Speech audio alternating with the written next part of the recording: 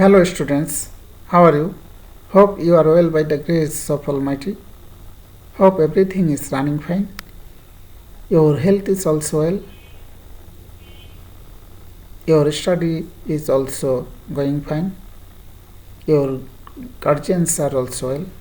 প্রিয় শিক্ষার্থীবৃন্দ, আশা করি তোমরা ভালো আছো।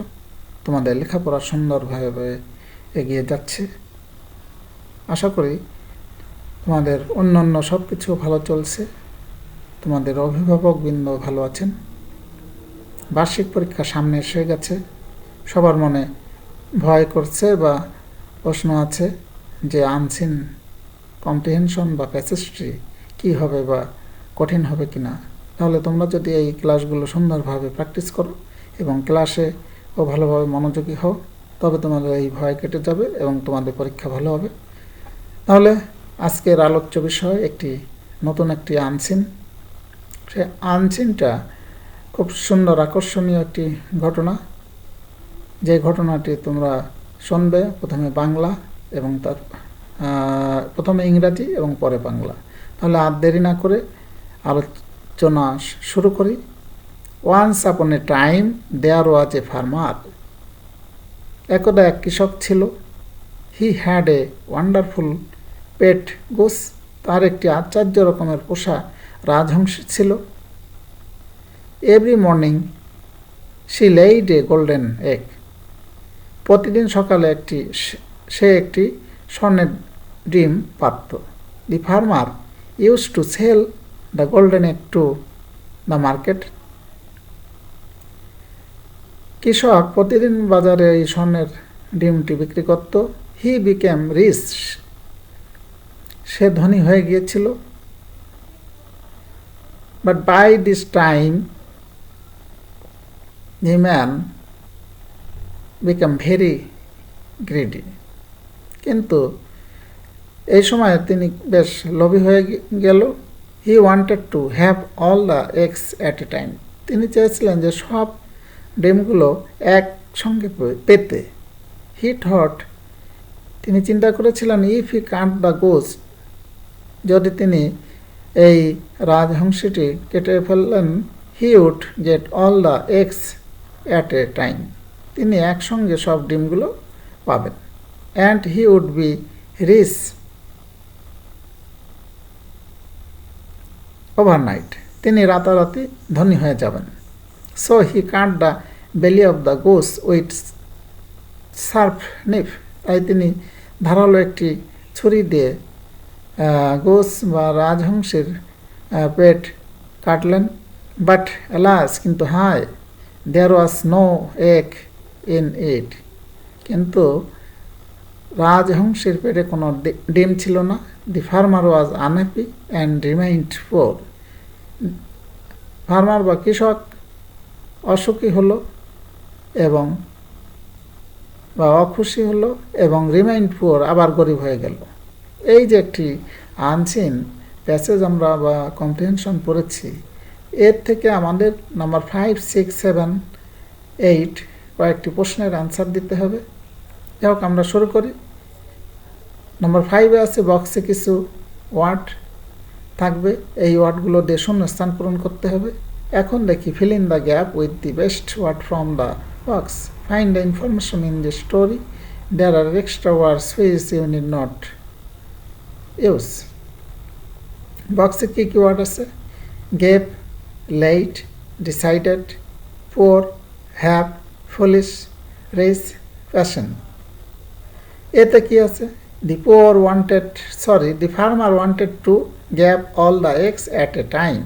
কৃষক কি চেয়েছিল? Have all the eggs at a time. একসঙ্গে সব ডিম পেতে চেয়েছিলেন। B, the goose gave a golden egg every day. রাজহংসী প্রতিদিন একটি করে ডিম পারত। তাহলে এখানে পারা ইংরাজি হলো late. Number C, the farmer did not have any gap to get the golden egg 1 by 1. The farmer did not have any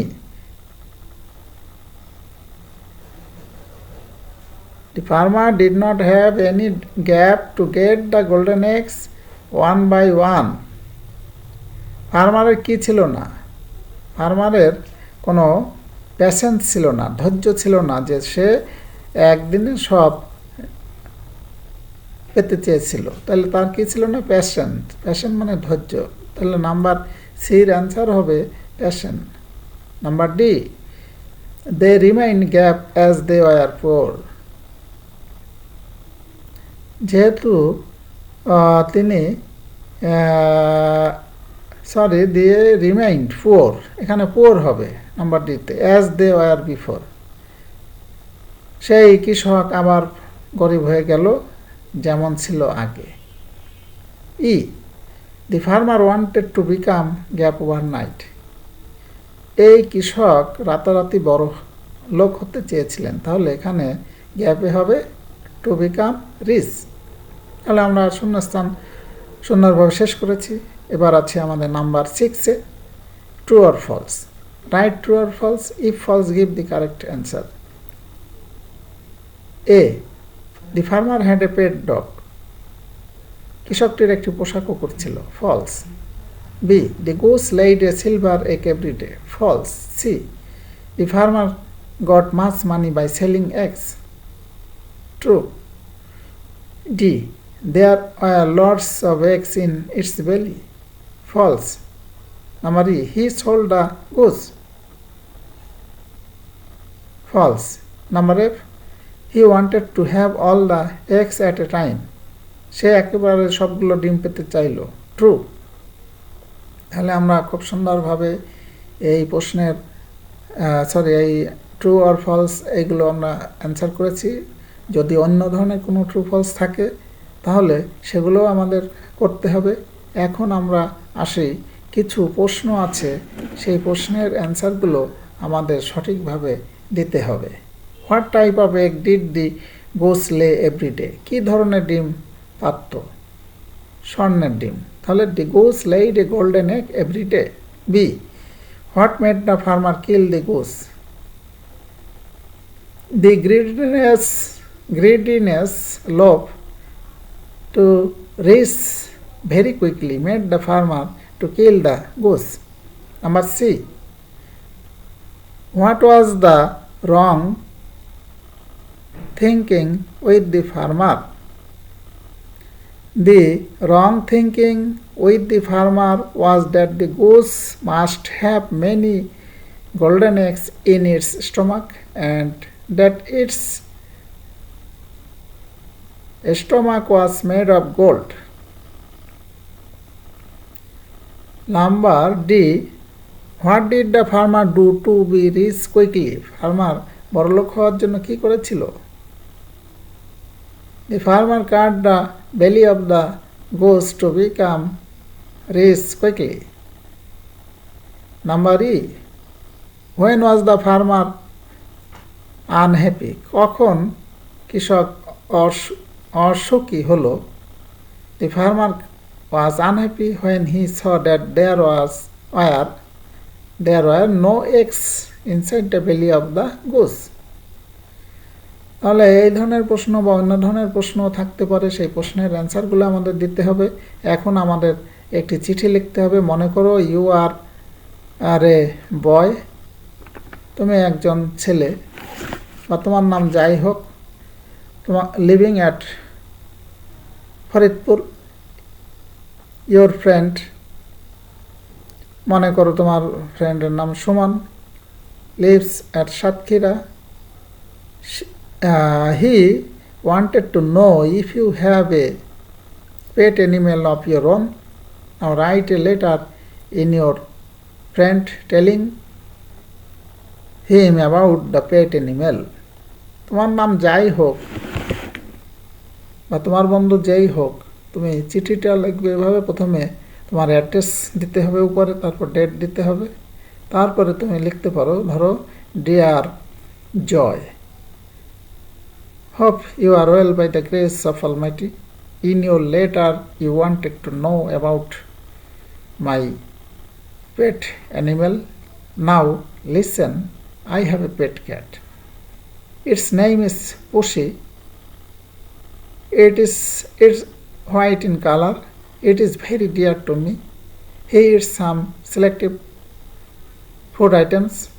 Milk is its favorite food.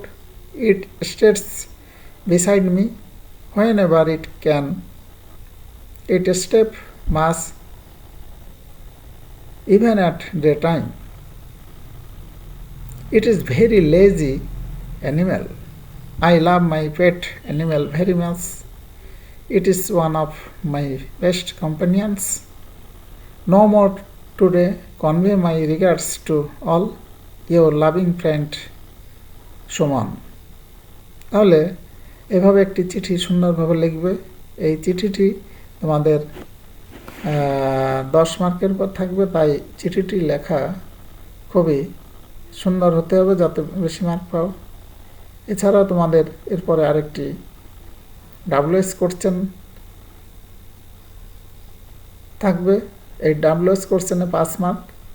এছাড়াও তোমাদের একটি রিঅ্যারেঞ্জ করতে হবে। রিঅ্যারেঞ্জেও 5 মার্ক থাকবে। এগুলো সুন্দরভাবে করার জন্য তোমরা আমার রিঅ্যারেঞ্জের উপরে যে ক্লাসটি আছে সেটি ভালোভাবে ফলো করবে বা শুনবে এবং বই পড়বে, ক্লাসেও ফলো করবে। এছাড়াও WS কোশ্চেনের উপর আমার আলাদা একটি আলোচনা আছে বা ক্লাস আছে, সেটাও তোমরা ভালোভাবে দেখবে।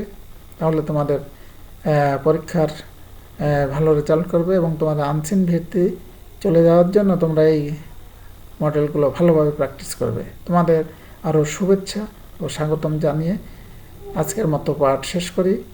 সবার শুভকামনা রইল। ওকে, থ্যাংক ইউ, গুড বাই।